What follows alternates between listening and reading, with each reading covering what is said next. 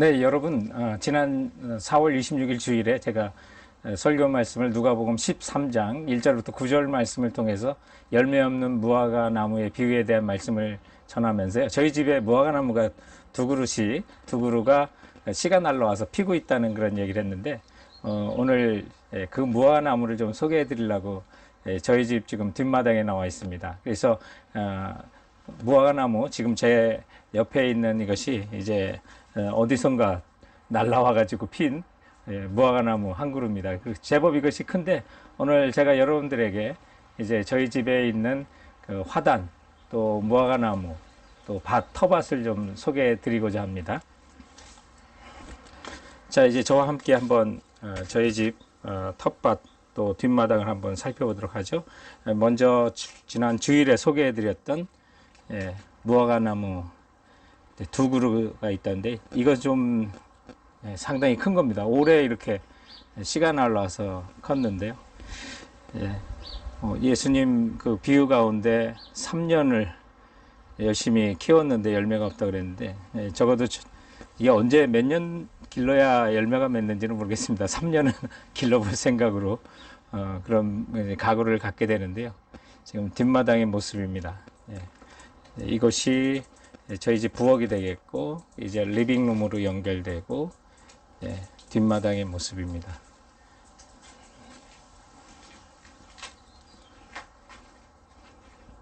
병솔나무가 지금도 꽃이 활짝 펴 있는데 각종 꽃들이 피어 있습니다. 코로나 바이러스로 인해서 지금 저뿐만 아니라 여러분 다 지금 집에서 계속 시간을 많이 보내고 계시잖아요. 그래서 집안일에 좀 더 전에보다 신경 쓸 시간들이 많을 거라고 생각해요. 저도 재택근무가 늘어나면서 이제 전에 하지 않았던 많은 일들을 또 가정 일들을 하게 되는데 그 중에 하나가 이제 텃밭 가꾸기였습니다. 그동안 이 텃밭은 작년까지 저희 부모님이 이렇게 농사를 지어주시고 워낙 그 농촌에 사셔서 농사를 또 잘 지셔요. 그런데 저희들은 얻어먹기만 했는데 코로나 사태로 지금 못 오시니까 이 텃밭을 제가 아내와 함께 이렇게 가꾸고 있습니다. 그래서 여기 보면 민트가 있고 요 민트는 이제 차로 이렇게 제가 즐겨 먹는 거고 요정 붓꽃이 또 있으면서 이 텃밭을 위해서 지금 잡초를 다 뽑고 이제 곡식을 작물을 심은 상태입니다. 여기 장갑하고 호미 그리고 저 물통에 있는 것이 영양분을 담고 있는 거예요. 이 조리 그걸 통해서 이렇게 물을 또 주기도 하고요. 지금 그동안 지난주 월요일에 심었던 작물은 그 열흘 전에 심었던 작물은 지금 하나도 안 지금 그 싹이 조금 작은 싹이 나는데 이것이 그건지는 잘 모르겠습니다. 지금 기대는 돼 보는데 이것이 이제 가지를 심었던 자리고요. 호박을 또한 심었던 자리고 또 고추도 심고 상추도 이렇게 심었습니다. 처음 보는 씨들이었고 고추 씨를 제외하고는요. 그 중에 저희가 여기 깨가 이렇게 깻잎가 많이 자라고 있습니다. 근데 이 깨는 제가 우리 가정이 좀 심은 건 아니고요. 저희 아버지께서 전에 심어 주신 거에 가을 되면 이게 씨앗이 떨어지나 봐요. 그래서 절로 이렇게 지금 깻잎이 자라고 있고요. 그래서 여러분 여기에 또 작물이 또 커서 가지, 상추, 한국 호박 이런 것들이 좀 열렸으면 하는데요. 정말 그 꽃을 기대하지는 않습니다. 열매를 기다리는 그 마음을 제가 가지면서 우리 하나님께서 우리에게도 그런 열매를 기다리시는구나 라는 사실을 깨닫게 됐는데 한 그루에 이제 무화과 나무는 좀 집 앞마당에 있습니다. 저는 집 앞마당으로 이렇게 지금 나왔습니다. 저희 집의 앞마당입니다. 여기 칼림 막사국이라고 하는 꽃들이 피어 있고요. 그리고 바로 이겁니다. 어느 동네에서 날라와서 지금 피고 있는 무화과 나무입니다. 굉장히 지금 낮고 높이가 한 40cm, 40cm 정도밖에 지금 되지 않는데 이것도 뽑지 않은 이유는요. 바로 열매를 기다리는 거죠. 하나님의 마음을 제가 이 무화과나무를 보면서 지난 주일에 주셨던 누가복음 13장의 그 말씀을 더 새길 수가 있었습니다. 자, 이렇게 오늘은 제가 여러분과 함께 저희 집 앞뒤의 마당에 있는 그 무화과나무를 소개해드리고 또 텃밭을 소개해드렸습니다. 네, 이처럼 지난 4월 26일 주일에 주셨던 말씀을 기억하도록 저희 집 무화과나무를 이렇게 보여드렸습니다. 지난 주일에 주셨던 누가복음 13장 1절부터 9절 말씀을 통해서 지금이 열매를 위한 만의 시간이라는 그런 메시지를 통해서 예수님의 열매 없는 무화과나무 비유에 대해서 살펴봤는데요. 그 비유를 통해서 우리에게 주셨던 메시지 첫 번째는 지금이 열매 없는 자신을 깨우는 시간이라고 하는 메시지로 주셨습니다. 코로나 바이러스와 관련된 하나님 계획은 우리의 이해를 초월하죠. 하나님의 계획은 너무 많아서 헤아리기가 힘들어요. 그러나 성도들에게 주시는 분명한 것은 하나님은 우리들을 멸망시키고 징벌하려는 것이 아니라 깨끗이 정화시키려고 하는 것이 하나님의 목적이고요. 그리고 그리스도의 재림을 대비하라는 신호로 이 모든 사태를 우리가 살펴봐야만 하는 것입니다. 그러므로 본문도 6절에 보면 이에 비유로 말씀하시되 라고 해서 어떤 사건과 연결돼서 열매 없는 무화과나무 비유를 하셨는데 그 사건은 누가복음 13장 1절부터 5절까지에 있는 그런 사건이었습니다. 제사와 성경과 관련돼서 갈릴리 사람들이 총독 빌라도에 의해서 죽는 사고가 있었고요. 또 실로암 망대가 무너져서 18명이 죽었는데 예수님은 그 사람들이 죄가 많아서 그렇게 죽은 게 아니라고 하시면서 너희들도 조심하지 않으면 이와 같을 수 있다 하면서 회개하라고 촉구하시는 말씀이 있어요.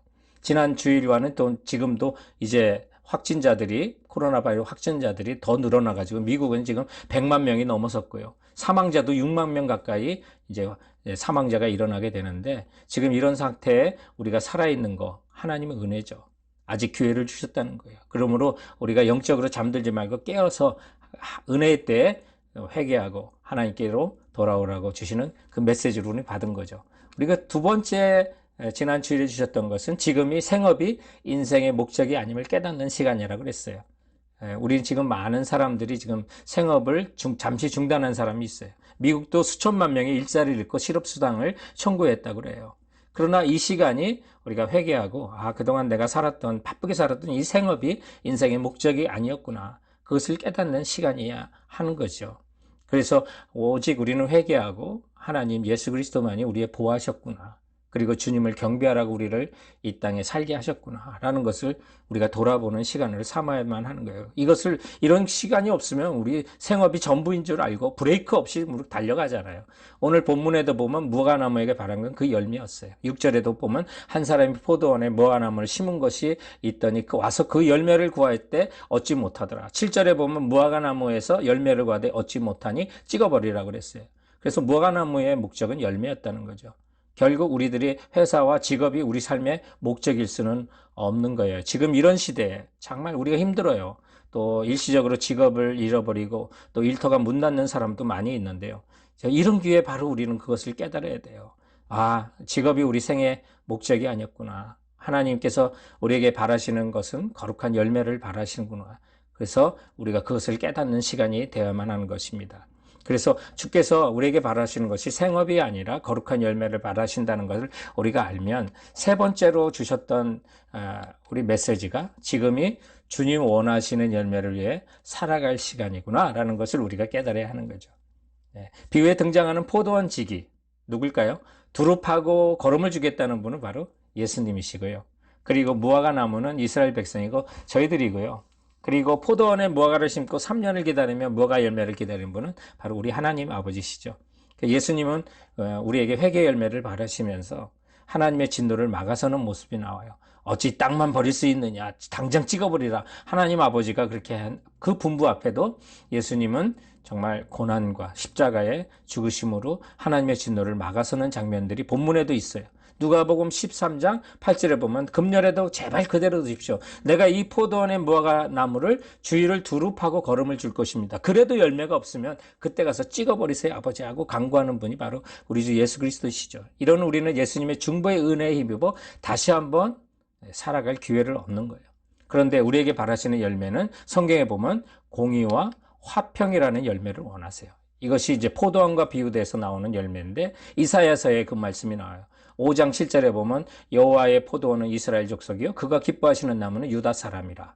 그들에게 정의를 바라셨더니 도리어 포악이요 그들에게 공의를 바라셨더니 도리어 부르짖음이라 해서 정의와 공의를 하나님 바라셨고 그 공의와 정의의 열매는 이사야 32장 17절에 의하면 화평이요 공의의 결과는 영원한 평안과 안전이라고 말씀하고 있어요. 그래서 열매 종류는 포도원과 비교한 열매 종류는 공의와 화평이에요. 우리가 하나님 말씀대로 살면 우리들이 하나님의 정의와 공의가 삶 가운데 이루어지고 또 주님의 뜻 가운데 공의와 화평, 정의를 가지고 살면 하나님과 화평하는 길이 열리는 거죠. 이것이 인생의 목적이에요. 우리가 회개해야 되는 이유가 되는 거예요. 그런데 우리는 이 열매를 위해서 우리를 이 땅에 보내셨다는 거죠. 그래서 우리가 생각했던 또 하나가 있다면 포도원에 포도나무가 아닌 왜 무화과나무를 심었지라고 하는 그 부분을 살펴봤어요. 6절에 보면 이의 비유로 말씀하시되 한 사람이 포도원에 무화과나무를 심었더니라고 그래서 돌밭이 여러분 그 이스라엘 백성들이 포도원에 다른 과실수를 심냐면 이스라엘이 전체가 다 돌밭이고 땅이 안 좋아요. 그러다 보니까 포도나무를 심을 때 돌을 걸러내고 가장 좋은 땅에 포도나무를 심어요. 그런데 포도나무만 심기 하니까 중간중간에 다른 과실수를 심는 거죠. 그래서 포도나무에 무화과나무를 심은 건데 왜 포도원에 무화과나무를 심었을까 생각해 보면 거기가 가장 좋은 땅이기 때문에 심었던 거죠. 돌아보면 왜 우리를 이 산호제에 살게 하십니까? 왜 그 직장에 다니게 하세요? 왜 여러분은 그 사람과 결혼하고 자녀를 낳고 지금 가족을 이루게 하셨어요? 하나님의 대답은 여러분 저와 다 똑같아요. 그것이 가장 좋은 곳이기 때문에 가장 좋은 땅이기 때문에 너를 거기 심었다는 거죠. 이스라엘 사람들을 가나안 땅에 심은 것은 하나님이 바라시는 가장 좋은 땅이었기 때문에 거기 심은 거예요. 그래서 그곳에서 하나님의 백성으로 거룩한 모습을 보이라고 거룩한 열매를 하나님이 바라셨지만 오히려 근심거리가 됐다는 것처럼 이방인의 우상과 타락을 오히려 그들이 본받았던 거죠. 그래서 회개하라고 하신 거예요. 그동안 우리가 어떻게 살았든지 또 어느 직장에 다녔든지 주님은 우리를 가장 좋은 곳에 그새 부르신 거예요. 많은 사람이 죽어가는 이 코로나 바이러스 상황 속에서 이런 곳에서 우리는 예수님께 회개하고 주님 말씀 위에 굳게 서서 주님의 바라시는 그런 열매를 맺으라고 가장 좋은 땅으로 우리는 보내신 거예요. 이곳에서 세상을 본받고 저들의 모습을 우리 따라가는 것이 아니라 하나님의 공의와 화평의 열매로 이 세상 사람들과 구별된 모습을 보여달라는 것이 주님은 우리에게 주시는 그 권고의 메시지가 되는 것입니다. 그래서 우리가 이 말씀을 기억하도록 우리는 지난 주일에 주께서 주신 동산에라고 하는 그 찬양을 불렀어요. 그래서 음미하면서 그 내용들을 한번 살펴보세요. 주께서 내게 주신 동산에 땀 흘리며 씨를 뿌리며 헌신의 삶을 드리자고. 비바람 앞을 가리고 내 육체는 세잔해져도 내 모든 삶을 드리리. 공의와 평화의 열매를 주님을 위해 드리지. 이렇게 우리는 적용하며 나갔으면 좋겠어요. 그래서 땅끝에서 주님을 맞이하고 주께 드릴 열매 가득 안고 땅끝에서 주님을 뵙는 우리 모든 성도들이 되길 바랍니다.